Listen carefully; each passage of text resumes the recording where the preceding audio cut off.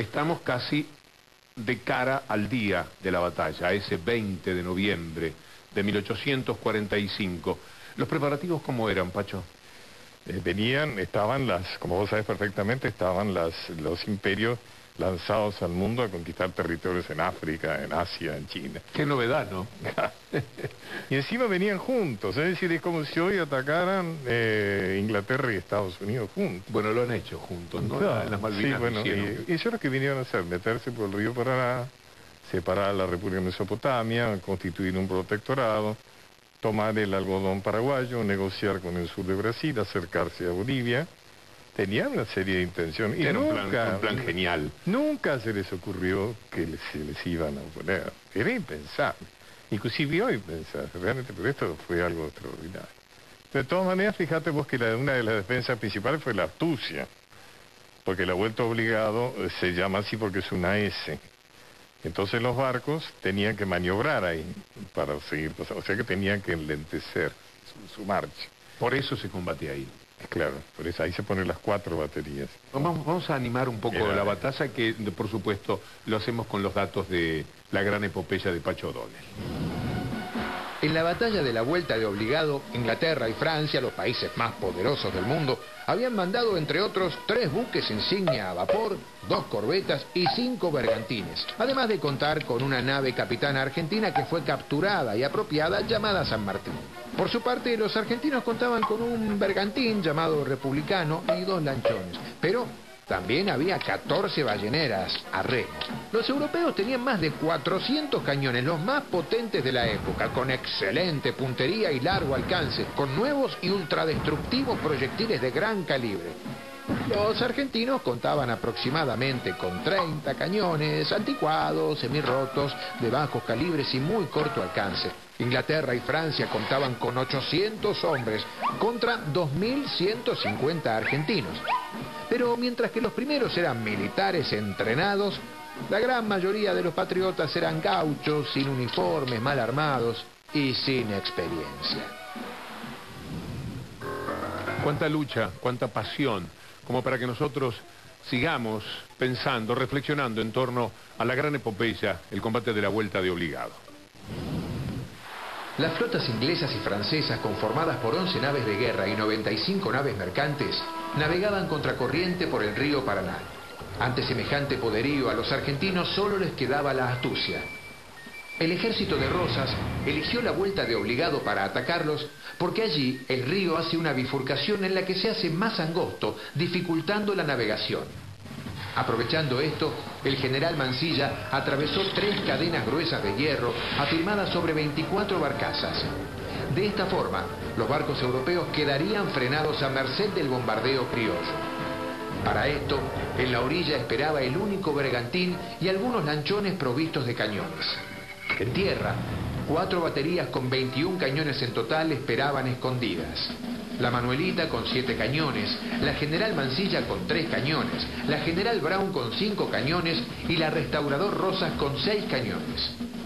También se habían preparado 5 pequeñas embarcaciones a las que prenderían fuego y lanzarían con la corriente para incendiar las naves enemigas, pero no surtieron efecto.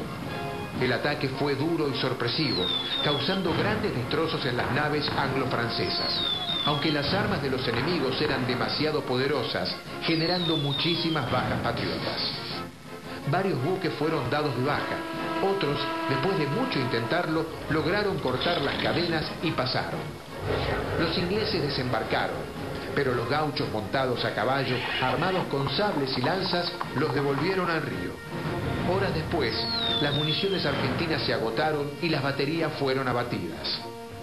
Por el lado argentino hubo 250 muertos y 400 heridos. Del lado europeo solo hubo 28 muertos y cerca de 100 heridos.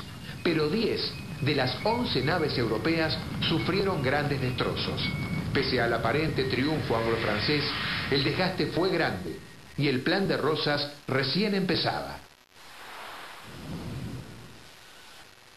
Es por estos temas que nos importa seguir hablando en función de el combate de la Vuelta de Obligado de soberanía. El plan de Rosas no era abatir, sino desgastar a los europeos. Durante todo el recorrido río arriba por el Paraná, los buques y barcos mercantes eran seguidos por criollos que no paraban de disparar con sus armas y con cañoncitos atados a mulas. A su vez, si los europeos intentaban desembarcar para buscar comida, eran atacados por los gauchos que, montados a caballo, no les perdían pisada. Igualmente, de llegar sería en vano. Rosas había dispuesto a alejar a todo el ganado de las costas. Desde Montevideo un buque fue enviado con comestibles, pero fue gravemente dañado por el bombardeo argentino. Finalmente Rosas logró su propósito. El viaje fue un calvario, y al llegar a Corrientes y Paraguay, debido a la pobreza de esos lugares, los productos que llevaban no se vendieron como pretendían. Los daños causados a sus naves por las fuerzas argentinas transformaron la excursión en un gran fracaso económico.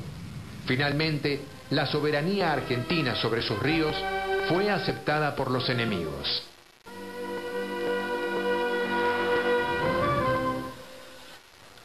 Pacho, está en el libro, es así, pero parece un cuento. O sea que Rosas siempre tuvo claro que militarmente iban a perder, pero la estrategia que le plantea a Mansilla es hacer que como expedición comercial fuera un fracaso, no pudieran cumplir con ningún objetivo y se tuvieran que ir y no reincidieran. Y así fue, y esa es la derrota. Esa es la derrota. Que les costó un tiempo aceptar que había sido así, porque les costaba comunicar. Bueno, a los franceses ya había sido 2 veces, en tiempo que estaban los chauvinistas, ¿no es cierto? Los ingleses fueron más caballeros. Un poco más caballeros. Reconocieron mejor, sí. Antes que... Y por eso Rosas, cuando algunos preguntan por qué Rosas se exilió, ¿dónde quería que se exiliara? Pacho, muchísimas gracias. Antes que cortamos te quiero hacer un regalo, porque a vos sos realmente un apasionado de la Vuelta de Obligado. Y este es un clavo de Obligado, que estaba en una de las baterías, la batería Almirante Brown. Así que bueno, es chiquito, como todo, pero tiene un profundo valor simbólico, pues seguramente era uno de los clavos. Mirá. Fíjate que es un clavo hecho a martillo, ese es un clavo de yunque, digamos, ¿no? Que seguramente uno de los clavos que sostenía las maderas de la estructura de los cañones, ¿no? Así que bueno. Muchas gracias, Pacho. No sabes con qué gusto y aprecio y gratitud recibo esto, porque sí, efectivamente... Quisiera en el final decir por qué estamos descansando mañana, como en el comienzo del programa lo marcaba, porque fue feriado ayer y nunca lo había sido, ¿verdad? Yo creo que hay que celebrar la decisión de la Presidenta de la Nación. Yo creo que pensando en que realmente a través de este feriado avanzamos hacia el encuentro de nuestra verdadera nacionalidad. Somos un país que ha sido muy alejado de nosotros mismos, entre otras razones porque los vencedores de Obligado y de Caseros y demás, los perdedores, los que escribieron la historia, la escribieron en torno al dilema civilización o barbarie. Para ellos civilización era Europa y barbarie era lo nacional, lo argentino, los gauchos, la chuma, los federales, las provincias. Entonces hemos sido dislocados. Por eso la reivindicación del combate de la epopeya de Obligado es mucho más que una anécdota, es como una especie de túnel hacia lo profundo es aquello que tenemos que rescatar y recuperar porque es fundamental. Digamos, un país no se puede construir sobre una historia deformada, sobre una historia falseada. Es como si nosotros mismos no podemos vivir en base a una historia personal falseada. O sea, nosotros podemos vivir, ser sanos, producir, en tanto realmente tenemos y conocemos nuestra verdadera historia. Dicho lo cual, vamos a hacer una pausa en nuestro programa reflexionando a partir del combate de la Vuelta de Obligado sobre la soberanía, que, escuchándolo a Pacho, uno se reafirma en la idea de que, bien entendida, empieza por casa.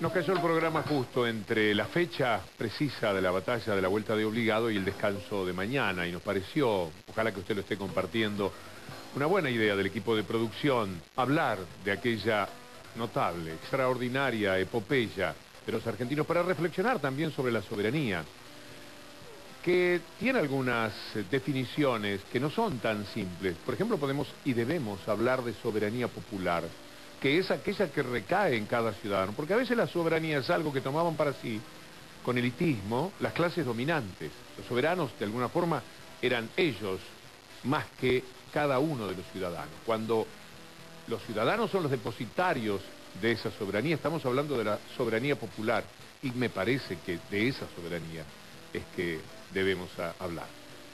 Vamos a seguir con nuestro programa, por supuesto, como ya advirtió, estuvimos allí en la Vuelta de Obligado, en ese lugar del Paraná, como buscando en la atmósfera de ese día con Gabo Ferro, nuestro invitado para hacer ese recorrido con el equipo de producción, algo que nos hablase, alguna voz que llegara a través de los vientos, una emoción, mirar allí y pensar en ese hombre subido al cañón que ya no disparaba nada, pero aunque sea insultándolos a los ingleses y a los franceses, que por aquí no tenían que pasar. Esas emociones, de alguna manera fuimos a buscar en ese sitio. Y algo nos trajimos, sobre todo en el corazón.